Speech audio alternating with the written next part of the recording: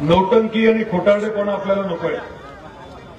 आई तुळजाभवानीच्या मंदिरासाठी प्रसाद योजना, केंद्राची योजना, 1 रुपया राज्य सरकारचा डोकं होता। केंद्राकडे फक्त प्रस्ताव पाठवायचा होता। तो प्रस्ताव पाठवण्यासाठी खासदारांनी काय केलं, काय पाठपुरावा केला? आपल्या तुळजापूरला हक्काचे पैसे केंद्राकडून मिळत असताना त्यांनी त्याच्यासाठी काय प्रयत्न केला? पीक विम्याच्या बाबतीमध्ये आपण सुप्रीम कोर्ट पर्यंत गेलो, केंद्र सरकारचा विषय होता, त्या बाबतीत त्यांनी काय केलं? हे प्रश्न मूलभूत आहेत। आता आपल्याला काय करायचंय? मोदी साहेबांच्या पाठीशी खंबीरपणे आपल्याला उभं राहायचंय। आपल्याला असा खासदार पाहिजे जो मोदी साहेबांना साथ देईल, असा खासदार पाहिजे जो ताकदीने आपल्याकडे निधी आणेल, असा खासदार पाहिजे जो मोठ्या योजना आपल्याकडे आणेल। आणि त्यामुळे येणाऱ्या 7 तारखेला आपल्याला खूप विचारपूर्वक निर्णय घ्यायचा आहे।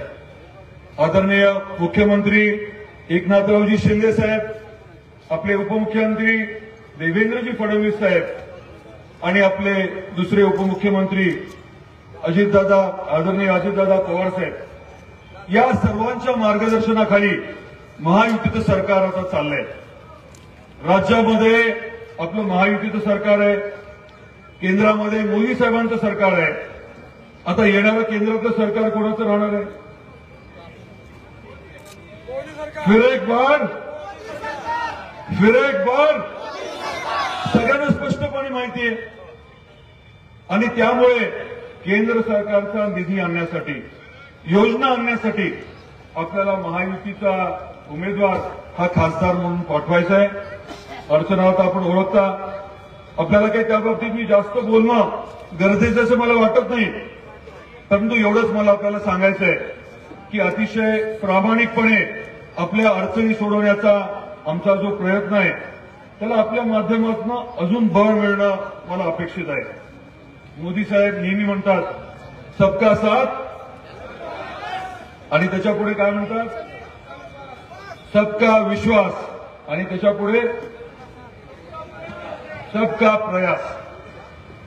सर्व जातीच्या, सर्व धर्माच्या लोकांना बरोबर घेऊन, त्यांना विश्वासात घेऊन आपण विकास करण्याची जी घोडदौड सुरू केलेली आहे, त्या प्रक्रियेमध्ये तुमचा देखील प्रयास गरजेचा आहे, तुमचे देखील प्रयत्न गरजेचे आहेत। आणि येणाऱ्या 7 तारखेला तुमच्या मतदानाच्या माध्यमातून तो योग्य आपण प्रयास करावा ही आपल्या सर्वांना मला विनंती करायची आहे।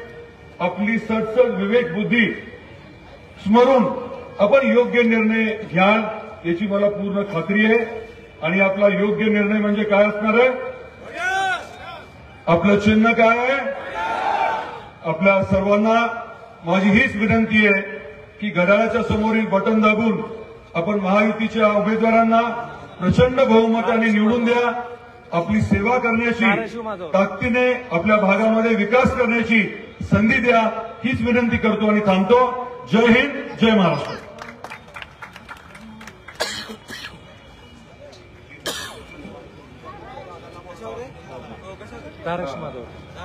दादांनी खूप सविस्तर असं मार्गदर्शन आपल्याला केलंय, परंतु दादा आपल्या तुळजापूर वासियांना कुटुंबाप्रमाणे कसं जपतात, खरं तर खूप काही बोलण्यासारखं आहे। परंतु दादांच्या नंतर मुंडे साहेब बोलणार आहेत। या ठिकाणी स्क्रीनवरती एक फोटो दाखवतो, अनेकांनी अनेक व्हिडिओ त्या ठिकाणी दाखवले असतील, लावरे व्हिडिओचे, परंतु दादा कुटुंबाप्रमाणे, आपल्या तळहाताप्रमाणे आपल्या तुळजापूर शहरातील नागरिकांना कसं जपतात हे मी 2 मिनिटांमध्ये त्या ठिकाणी दाखवणार आहे। स्क्रीनवरती अगोदर एक फोटो दाखवा माझ्या माता माऊलींना। आपल्याला जर ते या ठिकाणी आपलं मन जर घ्यायला नाही, आपल्याला दादांच्या बाबतीमध्ये जर दादांची काळजी या फोटोतून कळाली नाही, तर आपण मला परत सांगा। स्क्रीनवरती एक फोटो लावा, आपल्या तुळजापूर शहरातील पापनाचे राहणारे सुरेश गरणकर यांच्या 2 मुलांना रंगपंचमी दिवशी अतिशय दुर्दैवी घटना घडली। एक रंगाचं केमिकल त्या 2 मुलाच्या अंगावरती पडलं। खरं तर दादांची शिकवण आम्हाला अशी आहे, कुणाच्याही सुखात बोलल्याशिवाय जाऊ नका आणि कुणाच्याही दुःखात न बोलवता जा। आणि त्यांनी त्या दिवशी त्यांच्या मुलावरती केमिकलचा रंग पडला, दोन्ही मुलं अक्षरशः काळे निळे झाले। त्यांनी सोशल मीडियावरती तो फोटो टाकला। राणादादांच्या सूचनेनंतर मी आणि पिठोभैया त्यांच्या घरी तत्काळ पोहोचलो आणि अवघ्या 1 तासात त्यांची इथून नेरूळला नेण्याची सुविधा केली. त्या मुलांचे फोटो आलेत का स्क्रीनवरती भाजलेले फोटो आलेत का स्क्रीनवरती स्क्रीनवरती फोटो आले का भाजलेले फोटो आले का स्क्रीनवाले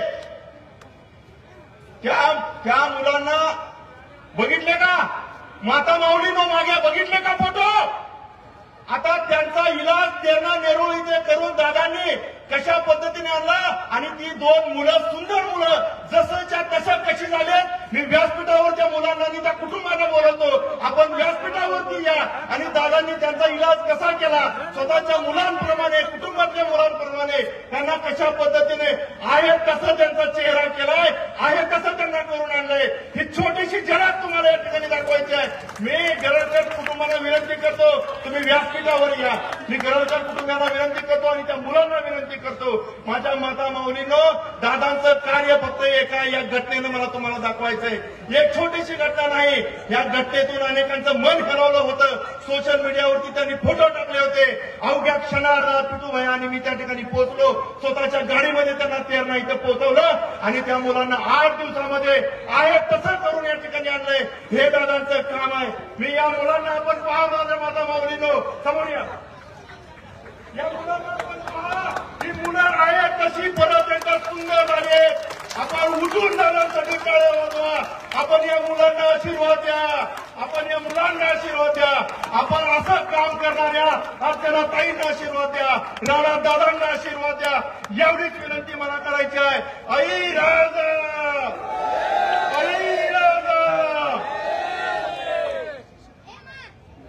हे काम आपल्या दादांचं आहे. म्हणून माझ्या माता भावनींनो माझ्या तुळजापूर वासियांनो दिवस रात्र आपल्यासाठी झटणाऱ्या आदरणीय अर्चनाताईंच्या पाठीशी आपल्याला राहायचंय. एवढीच विनंती करतो. यानंतर आपल्याला संबोधित करण्यासाठी आले महाराष्ट्र राज्याचे अभ्यासू कृषी मंत्री फरडे वक्ते आपल्याला मार्गदर्शन करण्यासाठी आले धनंजय मुंडे साहेब यांना विनंती करतो की आपण आम्हाला मार्गदर्शन करावं.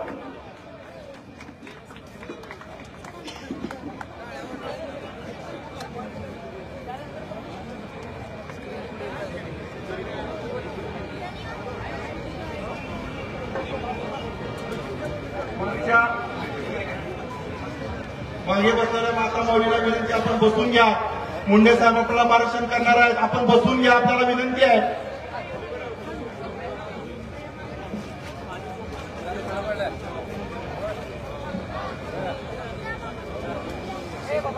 धाराशिव लोकसभा मतदारसंघाच्या महायुतीच्या उमेदवार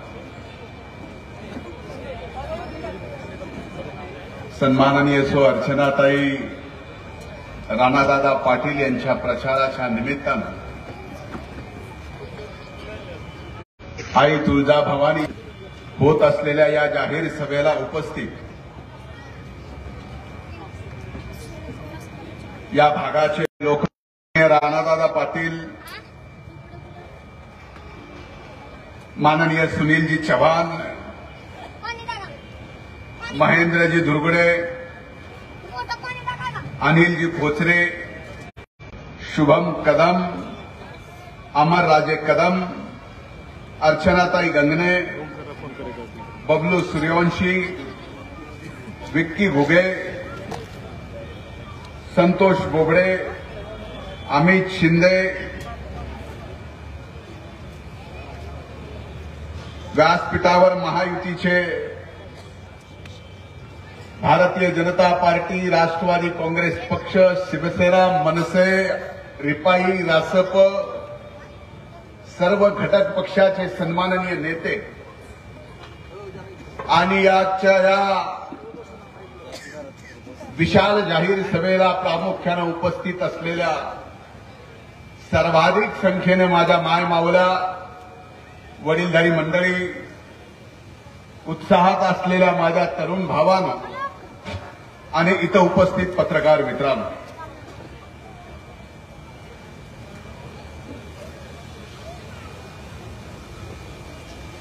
माझ्या भाषणाच्या सुरुवातीला मी आई तुळजाभवानीच्या चरणी प्रार्थना करतो आई तुळजाभवानीच्या चरणी नतमस्तक होऊन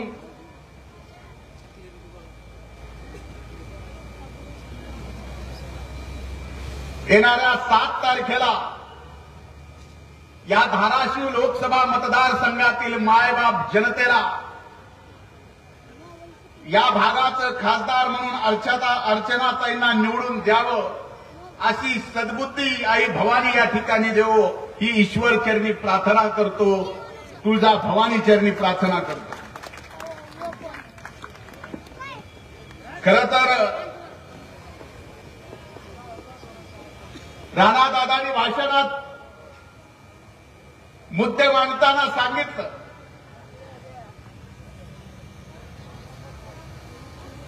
की ही निवडणूक काय ग्रामपंचायतीची नाही,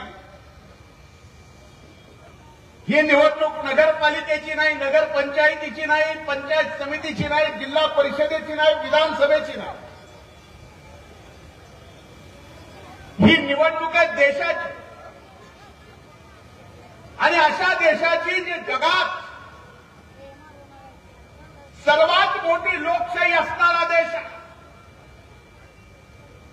आणि ज्या सर्वात मोठ्या लोकशाही असणाऱ्या देशामध्ये देशाची निवडणूक असते तो खऱ्या अर्थानं तो निवडणूक म्हणजे लोकशाहीचा उत्सव असतो. आणि या लोकशाहीच्या उत्सवात या लोकसभेच्या निवडणुकीत आपल्या मतदारसंघातून आपला प्रतिनिधी निवडताना तो देशाच्या प्रधानमंत्र्याच्या पाठीमागे किती ताकदीनं उभं राहणारा आणि हा देश कुठल्या माणसाच्या ताब्यात द्यायचा हे ठरवणारा. आता मला सांगा, अनेक घोषणा यांनी दिल्या, दादांनी दिल्या. आता संबंध जग, मी देश म्हणत नाही, संबंध जग ज्या वेळेस या देशाच्या निवडणुकीच्या बाबतीत चर्चा करतो तर आपल्या देशातली मायबाप जनता तर म्हणते आपकी बार 400 तीसरी बार आपकी बार. हे फक्त देशात नाही तर जगामध्ये चालू आहे. मग मला सांगा, जर देशाच्या मायबाप जनतेने निवडणूक चालू असतानाच या देशाचं तिसऱ्यांदा प्रधानमंत्री कुणाला करायचं याचा निर्णय मतदानाच्या अगोदरच केला असेल आणि तिसऱ्यांदा या देशाचं प्रधानमंत्री आदरणीय प्रधानमंत्री मोदी साहेबांनाच करायचं असेल हे ठरवलं असेल तर मग धाराशिवच्या मायबाप जनतेनी खऱ्या अर्थानं आपल्या जिल्ह्याचा विकास करण्यासाठी आणि ह्या जिल्ह्यामध्ये दिल्लीतून आपल्या मागासलेल्या या धाराशिव जिल्ह्यामध्ये विकासाचा निधी आणायचा असेल तर मोदी साहेबांच्या पाठीमागं खासदार म्हणून अर्चनाताईंना पाठवल्याशिवाय दुसरा पर्याय आपल्या समोर नाही.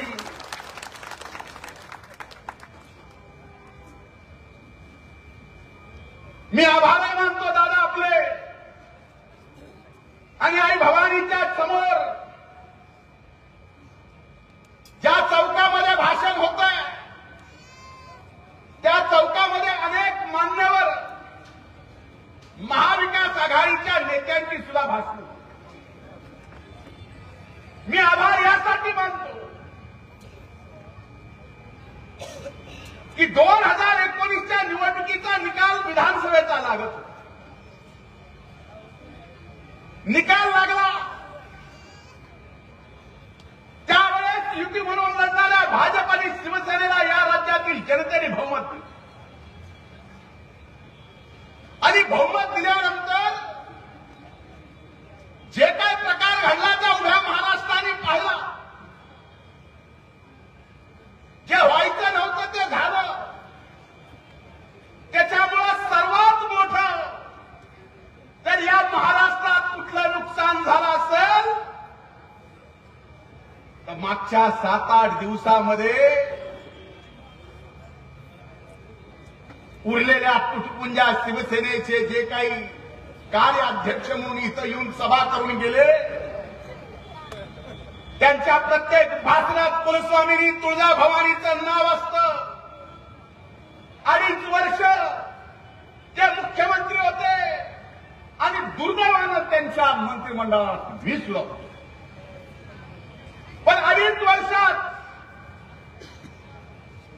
प्रत्येक महाराष्ट्रातल्या सभेत आई तुळजाभवानीचं नाव घ्यायचं आणि ज्या वेळेस आई तुळजाभवानीचा प्रस्ताव प्रसाद योजनेमधून केंद्राकडे पाठवायची वेळ आली, त्यावेळेस मात्र आई तुळजाभवानीचा यांना विसर पडावा. आई तुळजाभवानीचं नतमस्तक होऊन आता भवानी माता जे काय करायचंय ते यांचं कर. यामुळे मी दिलगिरी व्यक्त करतो आणि आभार यामुळे मानतो की 1 वर्ष झालं महायुतीचं सरकार आलंय आणि सरकार आल्या आपण आई तुळजाभवानीच्या या मंदिराचा आणि शहराच्या विकासासाठी 1100 कोटी रुपयाचा निधी या ठिकाणी आणला. मी मनापासून आपले आभार मानतो. याचे आशीर्वाद आई तुळजाभवानी तुम्हाला दिल्याशिवाय राहणार नाही, हे निश्चित आहे. हे लोकसभेलाही मिळणार आहे. विधानसभा तर आणखी लांब आहे. दुर्दैवाची गोष्ट दुसरी, जी खऱ्या अर्थानं इथल्या विद्यमान खासदाराची जबाबदारी होती.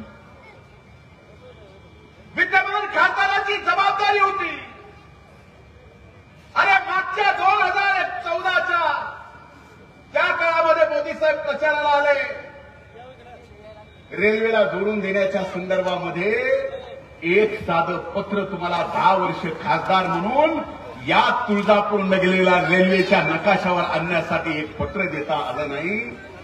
एवढंच नाही, 2.5 वर्ष माननीय उद्धव ठाकरे राज्याचे मुख्यमंत्री असताना 1 रुपयाचा निधी याच्यासाठी राज्य सरकारने तरतूद केला नाही.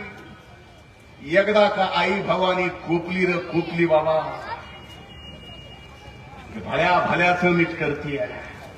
आणि ज्यांनी आई भवानीच्या साक्षीनं हा खोटारडेपणा केला, त्याच्या पाठीमागं त्या आई भवानीचा कोप लागल्याशिवाय राहणार नाही, हे मात्र निश्चित आहे. त्या देशाच्या निवडणुकीमध्ये चाललंय का? आज इंडी नावाची एक आघाडी मोदी साहेबांच्या महायुतीच्या विरोधात, एनडीएच्या विरोधात, ही अशा प्रकारची निवडणूक आहे की या निवडणुकीमध्ये मोदी साहेबांना प्रधानमंत्री म्हणून होऊ द्यायचं नाही. याच्यासाठी 1 नाही, 2 नाही, 10 नाही, 20 नाही, 30 नाही, 33 पक्ष संबंध देशातले फक्त मोदी साहेब देशाचे प्रधानमंत्री नको म्हणून आज मला अभिमान वाटतो या ठिकाणी सांगायला. एकीकडे भारतीय जनता पार्टी आणि एनडीए जे या ठिकाणी सर्वच्या सर्व लोकसभा मतदारसंघामध्ये निवडणूक लढते. भारतीय जनता पार्टी घोषणा केली आहे, महायुतीनं घोषणा केली आहे, एनडीएने घोषणा केली आहे अब की बार 400 पार. आणि विरोधामध्ये आता विरोधातले इथले जे उमेदवार आहेत हे किती जागा लढवायले? खुद काँग्रेस संबंध देशात फक्त 240 जागा लढवत्या. इथं उद्धव ठाकरेची सेना काहीतरी 11 जागा लढवत्या. इथं काँग्रेस किती 11 जागा लढवती हे आपल्याला माहिती आहे. याचा अर्थ एवढाच आहे की भारतीय जनता पार्टी,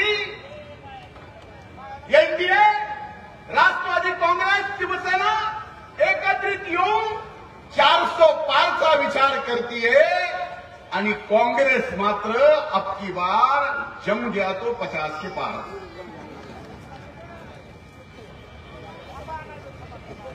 मोदी का नको, यांना मोदी का नको याचा विचार तुम्ही करा. आणि मायबाप जनता म्हणून मोदी आपल्याला का हवे याचं मला माहित नाही. पण 10 वर्षात आदरणीय मोदी साहेबांनी या देशाची प्रतिष्ठा जगात एवढ्या मोठ्या प्रमाणात वाढवून ठेवली आहे की जर इतर देशातल्या प्रधानमंत्र्याच्या मंत्रिमंडळातल्या कुठल्या मंत्र्यांनी आपल्या देशाबद्दल अपशब्द जरी काढला तर आपल्या देशाचा मोदी साहेबांचा धाक एवढा आहे की त्या प्रधानमंत्र्याला सुद्धा त्याच्या मंत्रिमंडळातल्या त्या देशातल्या मंत्र्याचा राजीनामा घ्यावा लागतो. ही ताकद या देशात, या जगात, या भारताने केलेली आहे मोदी साहेबांच्या नेतृत्वात. 10 वर्षात ही प्रतिष्ठा निर्माण झाली, ही देशाची झाली. आपल्याला काय मिळालं हे जर तुम्हाला वाटत असेल तर मला सांगा, कधीच या देशात 80 कोटी जनतेला मोफत राशन द्यायचा विषय मागच्या 70 वर्षाच्या सरकारमध्ये झाला का? हे 80 कोटी जनतेमध्ये आपल्यापैकी अनेक जण असतील, हे तुम्हाला मिळालं का नाही? एवढंच नाही, ज्या उज्ज्वला योजनेच्या बाबतीत सांगितलं जातं एवढंच नाही, तर उज्ज्वला योजनेमध्ये प्रत्येकाला गॅस कनेक्शन देण्याच्या बाबतीमध्ये मोदी साहेबांनी निर्णय केला. असंख्य खेड्या गावातल्या चुली बंद झाल्या.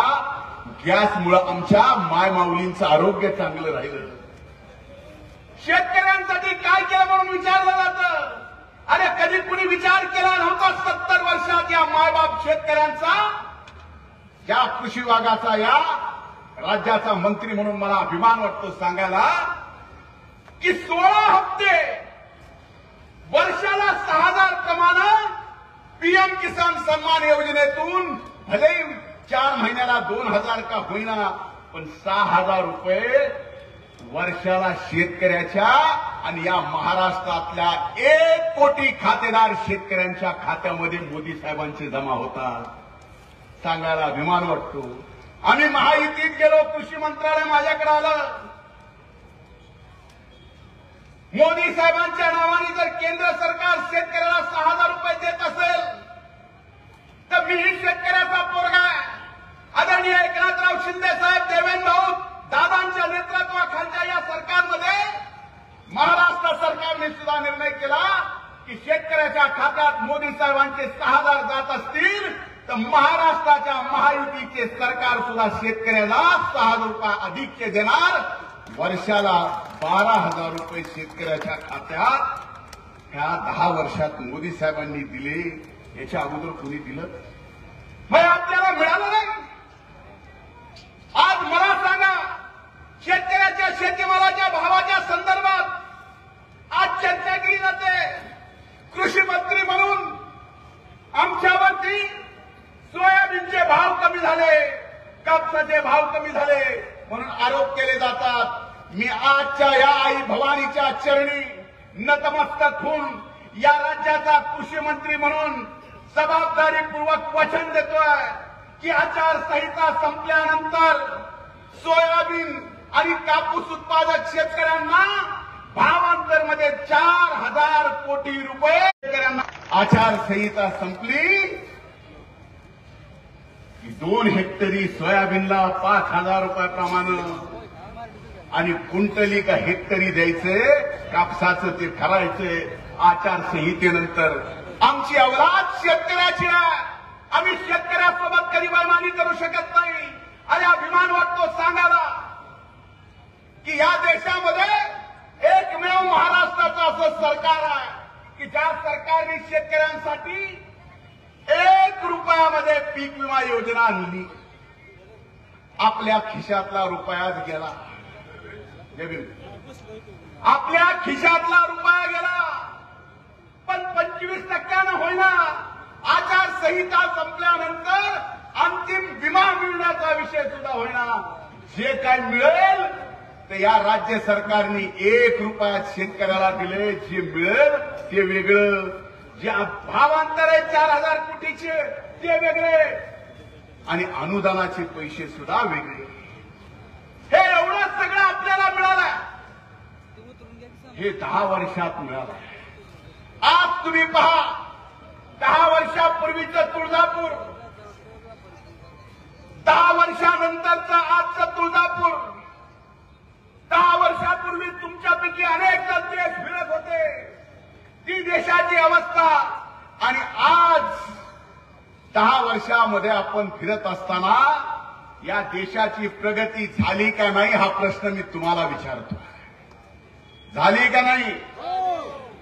जर ही प्रगती झाली आणि 10 वर्षामध्ये हा देश जर जगातल्या 5 आर्थिक क्रांतिकारी देशामध्ये पोहोचला असेल, तर येणारे 5 वर्ष मोदी साहेबांना दिल्यानंतर मी आपल्याला विश्वास देतो की जगातली 3री सगळ्यात मोठी आर्थिक शक्ती म्हणून हा भारत या ठिकाणी जगात झाल्याशिवाय राहणार नाही. एवढं सगळं 10 वर्षात, फक्त 10 वर्षात. आणि मोदी साहेबांना पाडायला, म्हणजे मोदी साहेबांची विकेट घ्यायला आता IPL चालू आहे. मी सहज कल्पना करत होतो की असा प्रकार निवडणुकीत चालू आहे की मोदी साहेब बॅटिंग करायला आहे, समोर 11 फिल्डर असते, एक विकेट कीपर आणि बॉलर सोडला तर 9 जण राहिले. इथं समोर फिल्डिंगला 33 लावलेत, पण तरी मोदी साहेब आपकी बार 400 पार, बाउंड्री के बाहर.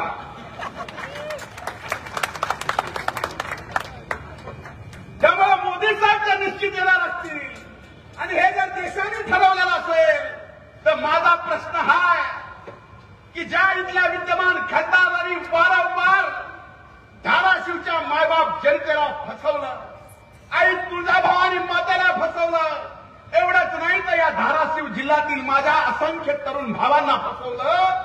त्या तरुण भावांना माझा प्रश्न आहे, 2019चा त्याचा व्हिडिओ काढून बघा. 2019ला हिरो बाबा म्हणला होता 14,000 नोकऱ्याचा प्रकल्प या धाराशिवमध्ये आला नाही, तर 2024ची निवडणूक मी लढणारच नाही. एवढा निर्लज्ज. 14 पोरं लागले नाहीत, पण ह्यो मात्र 24ला उभा. आता अशाच काय करायचं? मायबाप जनता म्हणून आपल्याकडेच आता आपण संतांच्या भूमीतले. माझा एक स्वभाव आहे, बोलताना मी आपल्याला जे जे ठावे इतरांना सांगावे, शहाणे करून सोडावे, सकळ जन शहाणं करायचं काम मी आपल्याला करतो.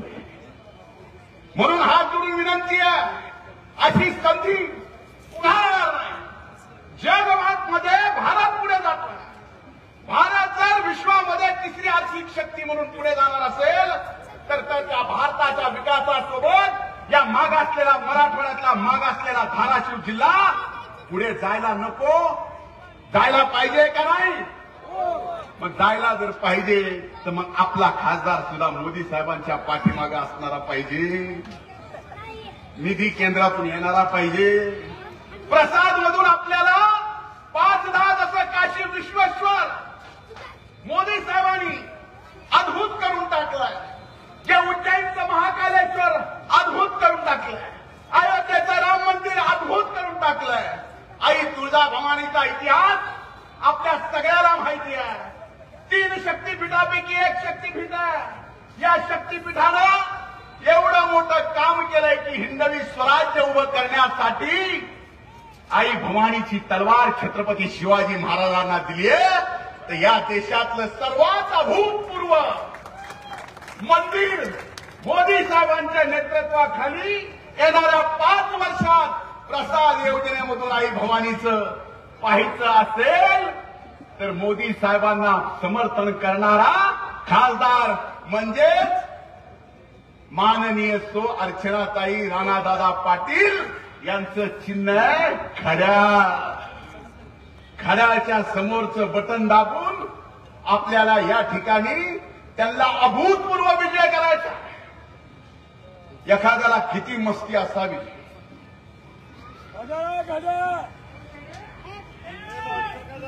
एखाद्याला किती मस्ती असावी हे मला इथं उद्धव ठाकरेंच्या सभेमध्ये इथले उमेदवार जे त्यांच्या पक्षाचे उभे भाषण करताना बोलले,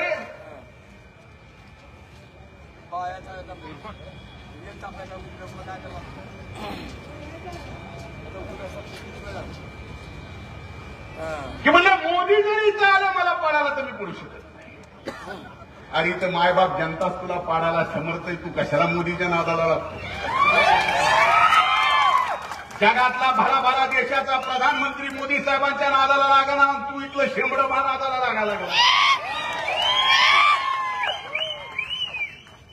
कुणासमोर? ज्यांच्या पक्षाचे तुकडे तुकडे झाले. आम्हाला कळालं की आमचं दैवत आदर स्थान पवार साहेबांची सुद्धा इथं सभा झाली. मला या दोघांचा मेळच कळत. मी मधल्या काळामध्ये आदरणीय पवार साहेबांचं एक मुलाखत पाहिली आणि त्यांनी सांगितलं म्हणजे 2019 मध्ये मी भाजपपासून ठरवून शिवसेनेला बाजूला काढलं, फोडलं. ठरवून फोडलं, ह्यांनी फोडलं संस्कार.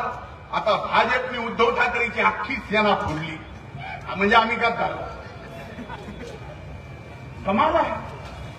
अरे याचा विचार हा महाराष्ट्र, ही धाराशिवची मायबाप जनता विचार करणार आहे का नाही? यांना काही घेणं देणं नाही तुमच्याशी. यांना घेणं देणं उद्धव ठाकरेंना फक्त आदित्यशी आणि पवार साहेबांना कुणाशी घेणं देणं हे मी माझ्या तोंडून सांगायची गरज आहे का? अख्ख्या महाराष्ट्राला कळालं ना.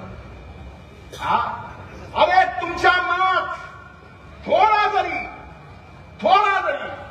आपल्या जिल्ह्याचा, आपल्या मातीचा मान असेल, तुमच्या शरीरामध्ये जर हृदय असेल, तुमच्या शरीरामध्ये त्या हृदयाला जर संवेदना असतील, तर माझं एकच सांगणं आहे की जे जे इथल्या विद्यमान खासदाराच्या प्रचाराला आलं त्यांनी आपल्या लेखीचा बारामतीमध्ये कसा अपमान केला याचा थोडा तरी मनात राग येईल का नाही? आणि तो राग जर आला असेल तर तो राग सुद्धा अर्चनाताईच्या घराच्या समोरचं बटन दाबून आपल्याला व्यक्त करावा लागेल. त्याच्याशिवाय हे नीट होणार नाही. म्हणून माझी आपल्याला विनंती आहे, ही निवडणूक भाऊबंदकीची अनेक वर्षाच्या वैराची निवडणूक नाही आहे. ही निवडणूक हा देश कुणाच्या ताब्यात देण्यासाठी. 10 वर्षाचा अनुभव घ्या. 10 वर्षात मोदी जसे प्रधानमंत्री झालेत, या देशाची प्रतिष्ठा एवढी वाढली आहे की भले या देशामध्ये काही कुटाने करून जायचे, अशांनी वाकडी नजर सुद्धा आपल्या देशाकडे करू नये. आणि कुणी केलं तर पाकिस्तानमध्ये जाऊन घुसून मारायची ताकद मोदी साहेबांनी या देशात निर्माण करून ठेवली. म्हणून माझी हात जोडून विनंती, आजच्या सभेला भूतपूर्व मावलं. तुम्हाला उज्ज्वला दिलंय, उद्या लखपती दिदी तुम्ही होणार आहे. हे सगळं एकीकडे खरं आहे. आज इथं स्टेजवर सगळेच दिसायला लागले. योगायोगाने इथं अर्चनाताई उमेदवार आहेत, त्या महिला आहेत. पण आता मोदी साहेबांनी धोरण असं आणलंय, विधानसभा असो 33% महिला, येणारी लोकसभा असो 33% महिला. म्हणजे याची अपेक्षा